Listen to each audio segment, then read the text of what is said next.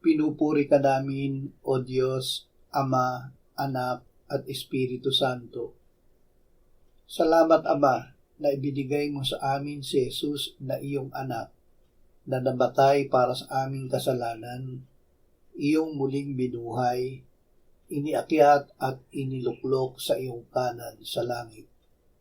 Salamat na ibinigay mo sa amin ang iyong banal na Espiritu, at sa pamamagitan niya ay ibinuhos mo ang iyong pag-ibig sa aming puso. Dahil kay Jesus at sa iyong Espiritu ay magpapakagala kaming lagi sa iyo. Lagi ka naming kasama kaya't magagawa naming maging mahinahon. Hindi kami magpapakabalisa. Ang lahat ay idudulog namin sa iyo sa panalangin na may pananalig. Nagtitiwala kami na kami ay iyong dinirinig, kaya't agad na kami ay magpapasalamat sa iyo kahit hindi pa namin nakikita ang sagot.